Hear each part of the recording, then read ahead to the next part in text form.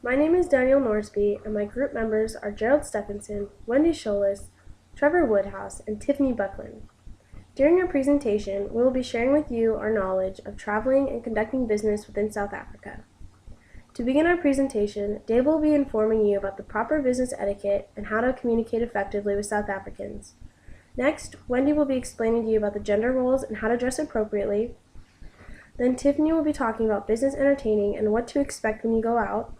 And lastly, Trevor will be explaining the currency and forms of exchange when visiting and conducting business in South Africa. When doing business internationally, it is very important that you research the country in order to be successful as possible. We hope that our presentation will help your research by informing you about the culture in South Africa.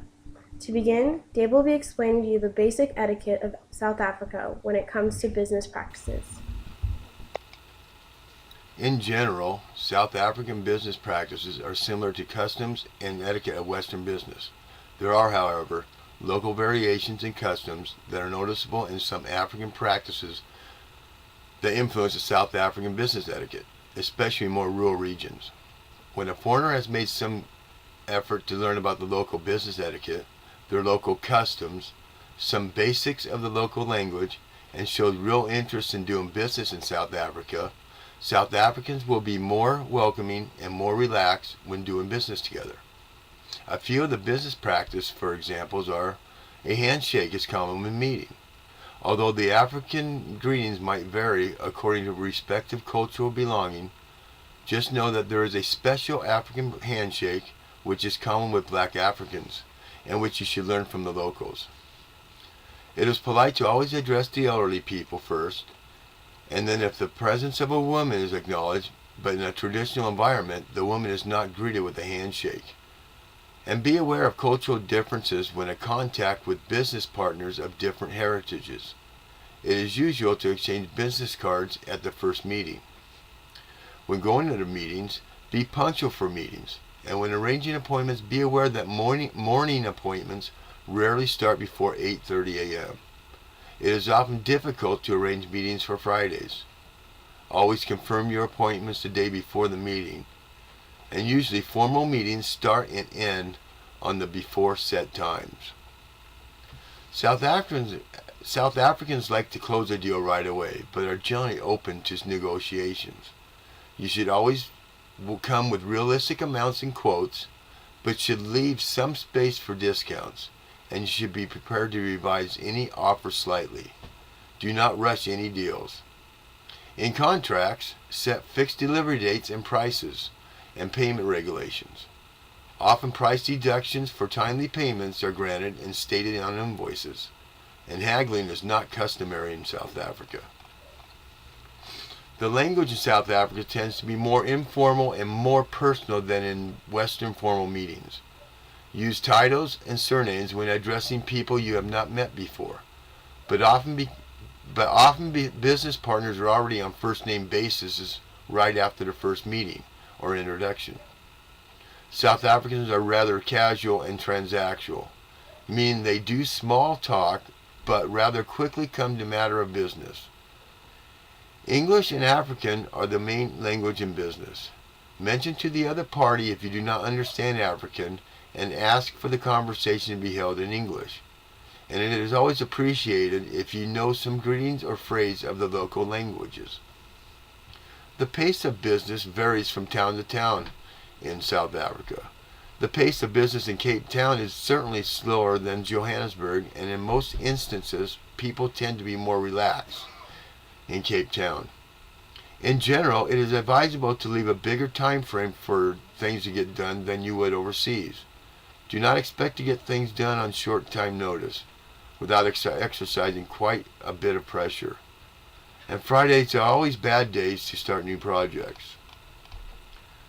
Some of the other general customs and etiquette in South Africa is if you are invited to someone's home, it is common to present a small token of appreciation by bringing a gift. And gifts are usually open when they are received. And smoking is prohibited in public places. So if you are invited to a home, always ask your host if you are allowed to smoke on the balcony or veranda. Business hours are usually weekdays from 8 to 5 p.m. Most offices will close early on Friday afternoons, sometimes even around midday. Some businesses and offices operate on Saturday mornings depending on the service provided or required. Shopping hours are mostly from 9 to 5 p.m. Monday to Friday, and on Saturdays from 9 to 1. These times, however, do vary according to the location of the shops. In Cape Town's bigger shopping malls, opening hours are extended, usually from 9 to 8 p.m. And shops often are open on Sundays in bigger shopping centers too, but be advised to check beforehand. When doing banking in South Africa, banking hours are usually from 8:30 to 4:30, from Monday to Friday, and on Saturdays, banks are open from 8:30 to 11:30. Also, be prepared for long lines in South African banks at the end of the month, or on Saturdays when there will be often more people trying to get their banking done outside their work hours. Take notice of the holiday seasons if you're there, because the most of the business closes down from mid-December until mid-January, as this is a time when people go on their annual holiday, and many people travel back to their communities to visit their families. Therefore, understand the etiquette of business practices and customs in South Africa is imperative for being successful in doing business. Next, it is important that we understand our rules from a gender-based perspective. In doing so, we can expect a much better experience. Hi, so now we're going to talk about gender roles and dress code in South Africa. South Africa is making progress in gender equality. Customarily, men have been the leaders, whereas women have played a minimal role in the business world. Some of that is due in part to women being uneducated. However, legislature is working on changing that, and they're making requirements that 50% of all business decisions are made by women, although that has proven to be somewhat difficult due to women being undereducated and their lack of skills in the workplace. Business attire is very similar to what we would wear here in the United States when we conduct meetings in our workplace. While doing business in South Africa, it is important that we understand our roles from a gender-based perspective and also to know how to present ourselves. In doing so, we can expect to have a much more successful experience. Let's go over some of the information to make your trip to South Africa a pleasant one. First, let's talk about gender roles. Female participation is very low due to men having a superior attitude and being disrespectful. So women, if you feel like you're being disrespected, it's best if you just remain neutral and be pleasant and let the men do the majority of the business dealings. Women need to demonstrate a high level of professional skills and knowledge, and you will be tested. So be sure that you have been educated on the material that you're going to be presenting and that you present it very confidently, because that will impress the South African businessmen and they will take you more seriously. Men will tend to be more assertive, whereas the women will tend to be more cooperative. So the women are making big strides in the workforce because they are showing the men that with their different views and their different skills and their different strengths and competencies, they bring different things to the workplace than the men do. And by blending those two things, they're finding that they create a good team and that they are more successful in their business ventures. So things are changing and they are getting better. And so you never know, you may come across a good group of people who have been working with women quite often, and you will be received very well. Your attire is another aspect of the trip that is very important. You want to be perceived very professionally. Their dress tends to be very conservative. Men, you should wear a dark suit with a tie. And women, you need to dress in an elegant business suit or a dress. You may wear heels, but you want to avoid short skirts and open blouses. If you go out on a casual evening or meeting, you can dress more casual. That is acceptable. Just keep it within reason and don't be too casual. It's still a business meeting. So the other thing to consider with your dress is the time of year. Obviously, South Africa's weather is much different than our weather here, so you'll want to take into consideration the different heat and humidity factors and make sure that your clothing is breathable and will withstand that kind of different climate. So considering these simple guidelines, it will ensure you a successful meeting in South Africa. It is a country that is continually progressing and growing in the business world. So I see many opportunities for us to do more business there, considering that you're going to go and be completely ready to take them on. So now moving on to the next phase. Thank you. South Africa really isn't too much different from the US when it comes to business etiquette in a social setting. As with conducting a business in the US, South Africa will oftentimes pursue a social setting for meetings. When invited to share a meal with a potential business associate or an existing one, it is important to always be prepared for the unexpected. You may very well be invited to their home rather than a local restaurant. South Africa prides itself on unusual experiences, such as the one shown here for dining in the outdoors.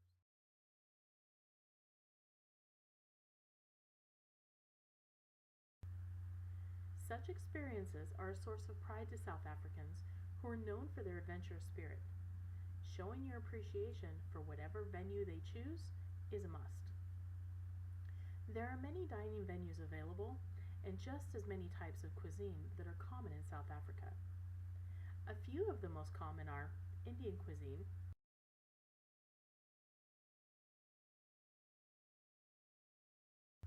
be prepared, you may be sitting on the floor for this one. Curry is the chosen spice, and depending on your tolerance, some foods may be a little spicy. Proceed with caution. French cuisine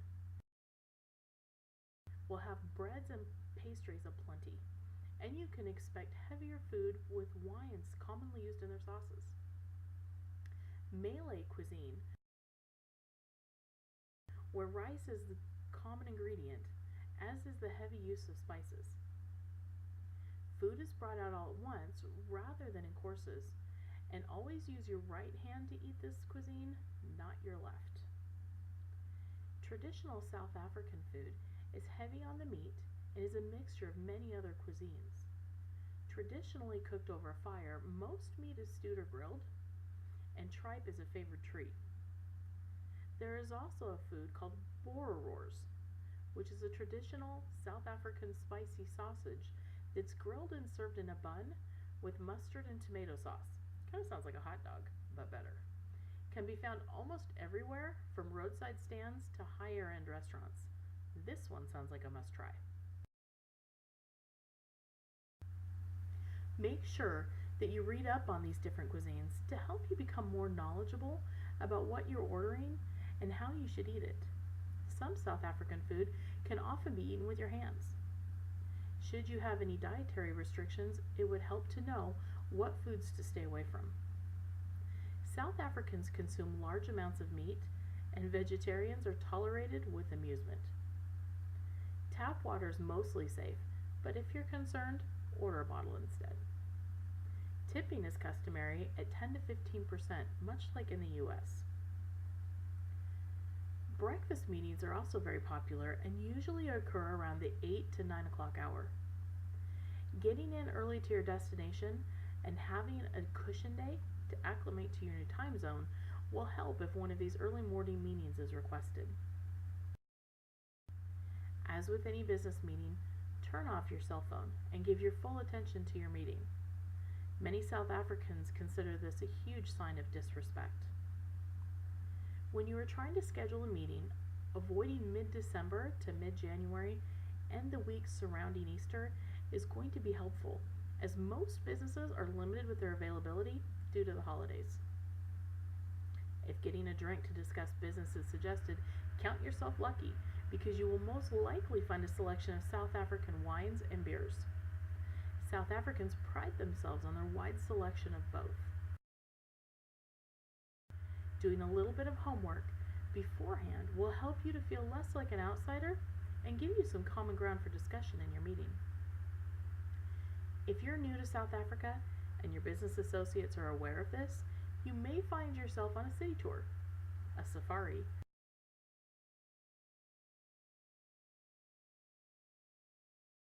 or something equally as exciting like shark diving.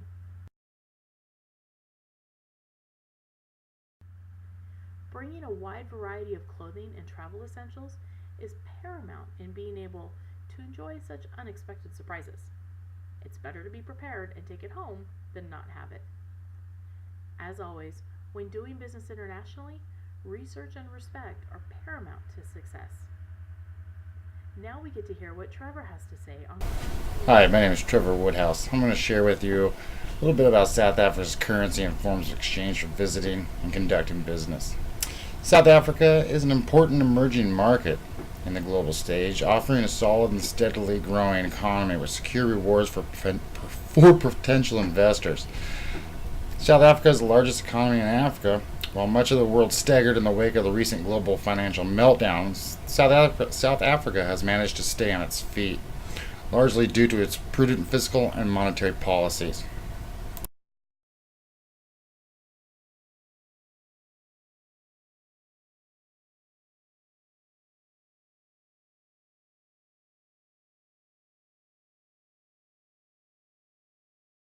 As just displayed was the South African rand.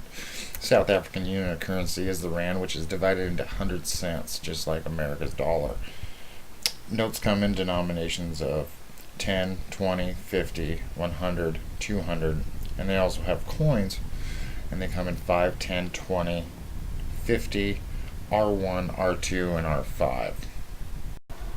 When visiting or conducting business in South Africa, everybody's going to want to know the exchange rate for their dollar and how much it's worth in their country. An exchange rate is the rate at which the currency of one country is exchanged for another currency of another country. For instance, if one goes to an authorized dealer in foreign exchange and purchases one United States dollar by paying 10 rand, then the exchange rate of the rand against the dollar is 10 rand for 1 US dollar.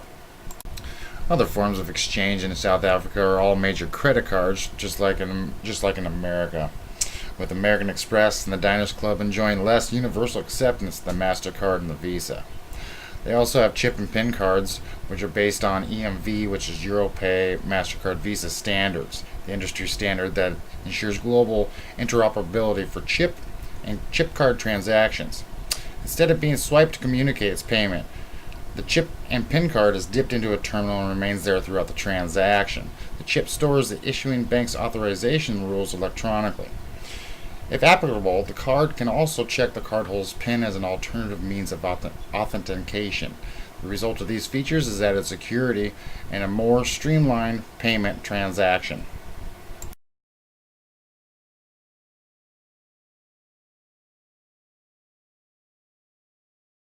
Conducting business in South Africa is much like doing business in America today.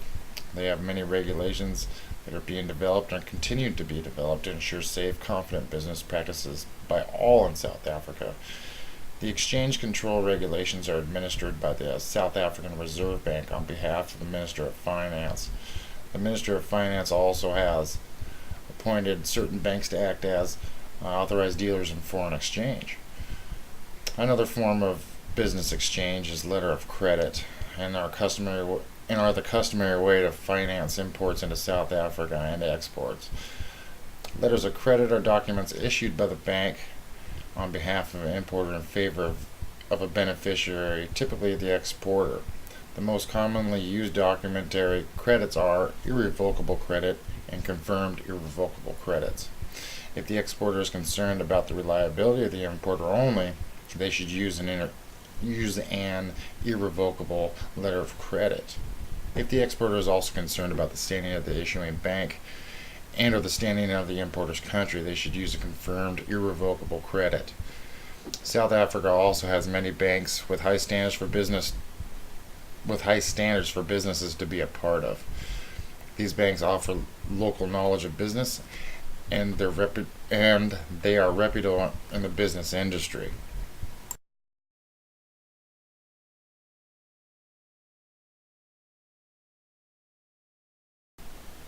Business professionals in South Africa may encounter situations which could be viewed as corruption, such as bribes. Therefore, the Investment Promotion and Protection Agreements, the IPPA, are designed to encourage investors' confidence by setting high standards of investor protection applicable in international law. Since the government came to power in 1994, South Africa has made tremendous strides towards becoming a major contributor in international markets and a great place to expand or start a business. Now that we have gone over the local currency and forms of business currency exchange, I'd like to review a little bit of this here with Danielle. During our presentation, we have informed you about proper business etiquette, gender roles, business entertaining, and currency within South Africa. We hope that informing you about the culture will help you conduct business in the best way possible. Here are a couple important points that you should remember when traveling to South Africa. Remember that South African business practices are very similar to Western business practices. Make sure you always shake hands in meeting and be punctual. Remember that their language tends to be more informal and more personal when it comes to business meetings than it does in Western business meetings. And also keep in mind the different roles between men and women.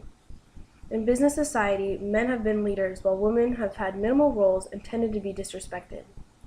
Men tend to also be more assertive and looked up to, while women tend to be more cooperative and have a little less participation.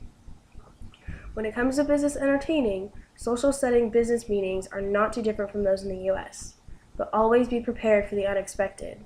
You never know if you'll be eating in a client's home or on a tour in the safari. Lastly, South Africa's currency, Rand, is very similar to the US currency. But remember that 10 Rand is equivalent to $1. Remembering these important points will ensure you to have a successful meeting in South Africa. We hope that our presentation has helped you understand South Africa's culture and customs when it comes to performing business practices. As South Africa says, Nkosi, which means thank you.